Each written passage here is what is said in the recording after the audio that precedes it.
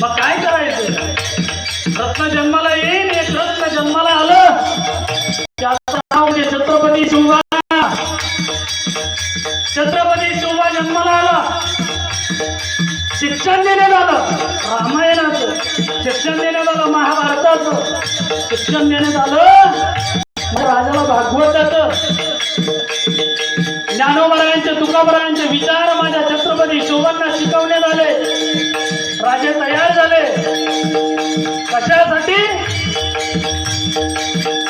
तर हातामध्ये तलवार घेऊन फक्त आणि फक्त दुश्मनाचा मुर्दा पाडण्यासाठी. कशासाठी तयार झाले?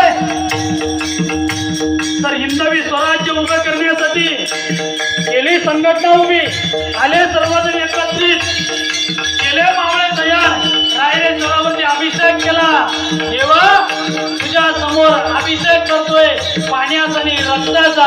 काय म्हणून करतोय? हिंदवी स्वराज्य उभं करायचं. देवा यदा कदाचित तुला आयुष्यभर वेळ मिळेल की नाही सांगता येत नाही, पण आज तुला पहिला आणि शेवटचा अभिषेक, आमच्या प्रयत्नाला यश दे. रायरेश्वराची कृपा झाली, एकामागे एक किल्ले जिंकले जाऊ लागले, अनेक किल्ले जिंकले गेले.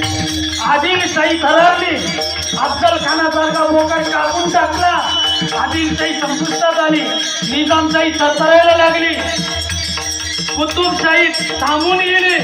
मग काय मुघलशाही त्या ठिकाणी विचार करत होती. अनेक पाचशाह्यांचा मुर्दा पाडणारा एक 5 फूट उंचीचा माणूस आता काय त्याच्यामध्ये आम्हाला आठवत नाही. मग काय करायचं? अरे कोण जातं शिवबाला पकडण्यासाठी? एकही पुढे येत नव्हता, कारण माझा राजा जेवढा दिसायचा एवढा माझा राजा कर्तृत्वाचा नव्हता. त्याच्या 1000 पट उंचीचं कर्तृत्व माझ्या राजाचं होतं. थरथर करायचे दुश्मन. कोण जाईल? विडादेला कोणाकडे? जयसिंग मिर्झा राजांकडे. पण ऐका, जयसिंग मिर्झा राजे सुद्धा एकटा आला नाही, हातामध्ये छत्र घेऊन निघला नाही. जयसिंग मिर्झा राजाने नवचंडीचा याद केला आणि नवचंडीला सांगितलं, माते तुला मागणी करतोय. कशाची? तर छत्रपती शिवबा माझ्या काबीत आला पाहिजे, तो तुझा भक्त आहे, मग तुला खंड घालतोय. छत्रपती शिवबांना पकडण्यासाठी नवचंडीचा याद मिर्झा राजाने केला. मिर्झा राजे कोण? कट्टर राजपूत, पण मुघलांच्या दावणीला बांधलेला. मग काय महाराज 80,000 सैन्य घेऊन निघाले. मिर्झा राजे जयसिंग रस्त्याला येत असताना अनेक मंदिरं उद्ध्वस्त केले, बाया बापरांची त्या ठिकाणी इज्जत तुटल्या गेली, अनेक लोकांची कत्तल झाली, अनेक लोकांचा नरसंहार झाला, अनेक मंदिरं तोडल्या गेले. जयसिंग मिर्झा राजा आला कुठपर्यंत? पुरंदरापर्यंत. एक पत्र पाठवलं छत्रपती शिवबांना. छत्रपती शिवबांनी पत्राला प्रत्युत्तर दिलं, मिर्झा साहब मैं आपके सामने एक लड़की की तरह मुझे माफ कर दीजिए. छत्रपती शिवबांनी चाल चालली होती. जर मिर्झा राजांना मी त्या ठिकाणी चालून गेलो तर मिर्झा राजे जयसिंग राजपूत आहे, त्या ठिकाणी गफलतीत राहणार नाही, आपली कांडोळी उडवून देतील. म्हणून त्या ठिकाणी मिर्झा राजे जयसिंगांना नमता घेतलं. मग काय करायचं? कौंड्याला भवानी मातेनं कुठला सत्ता करण्याचा. पण ज्या ठिकाणी दिलेर खान होते, पुरंदरचे सेनापती दिलेर खान तानाजी मालुसरे, मुरारबाजी देशपांडे, मुरारबाजी किल्ला लढत होते. दिलेर खान लढायला गेला. दिलेर खानानं त्या ठिकाणी पुरंदरची बरीच त्या ठिकाणी नासधूस केली. एक शिपाई धावत आला. शिपाईनं सांगितलं, राजांचे डोळे भरून आले. मिर्झा राजानं बघितलं. मिर्झा राजा म्हणतो, जो शिवबा आप मैंने तो सुना था कि शिवबा एक शरीर इंसान है और तुम कायरों की बाती रो रहे हो. असं म्हटल्याबरोबर त्या ठिकाणी माझ्या राजांच्या डोळ्यामध्ये पाणी आलं. माझ्या राजानं सांगावं, क्या बोलो साहब, मैं आपको क्या बोलू. कारण माझा एक मावला कसा त्या ठिकाणी लढतोय हे त्या ठिकाणी मिर्झा राजाला सांगायचं होतं. सांगायला सुरुवात केली की माझा गुरु देशपांडे कसे लढले. आणि मग त्या ठिकाणी तो मावळा सांगत होता, राजा दिलेर खान किल्ल्यावरती चालून आला. एका मागून एक त्या ठिकाणी गनिम किल्ल्यामध्ये घुसखोरी करत होता.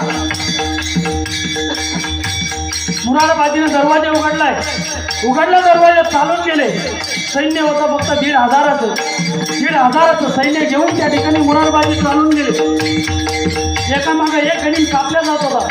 एका मागे एक त्या ठिकाणी शत्रू मारल्या जात होता. काय करावं? एका मागे एक त्या ठिकाणी शत्रूचं रक्तपात होत होता. दिलेर घाबरला. दिलेर खानानं त्या ठिकाणी आवाज दिला, "हे मुरार, अरे का लढतोय तू? किल्ला तर आम्ही मिळवलाय. अरे ये आमच्याकडं, तुला आम्ही वतनदारी देतो. ये आमच्याकडे, तुला सरदारकी पेश करतो." पण महाराज रक्त बनलं होतं एक निष्ठतेचं, रक्त बनलं होतं ते इमानदारीचं, रक्त बनलं होतं ते शोभांच्या विचाराचं. माझ्या मुरारबाजीने तोंडामध्ये आलेली तुमची त्या ठिकाणी दिलेर खानाच्या तोंडावरती डुंबली आणि सांगितलं, "अय दिलेर, अरे काय म्हणतोय तू? सरदारकी मला देतोय, सरदारकीची मला ऑफर देतोय? अरे ना स्वार्थासाठी ना राजकारणासाठी, अरे जीव तळमळतो मराठी अस्मितेसाठी. मी म्हणणाऱ्यांना मातीत लोळवणारी संस्कृती आहे. अरे छातीतही खंजर खुपसणार नाही अशी मराठ्यांची छाती आहे. अशी चालून गेले महाराज, चालून गेले. या ठिकाणी दिलेर खानावरती वार करणार बघितलंय दिलेर खानानं. आता मुरारबाजी संपवणार. मग काय करायचं? नेमबाजाला सांगितलं, नेमबाजानं नेम धरला, नेम सोडला. मुरारबाजीचा कंठात बाण गेला, मागून निघला. कंठात बाण गेल्यानंतर माझे मुरारबाजी दारातीर्थी पडले, पण हातात एक तलवार सुटली नाही. का महाराज? फक्त जीवन त्यांनी अर्पित केलं होतं ते म्हणजे माझ्या देशासाठी, माझ्या धर्मासाठी आणि माझ्या छत्रपती शिवरायांसाठी. छत्रपती शिवाजी महाराज की, वीर संभाजी महाराज की.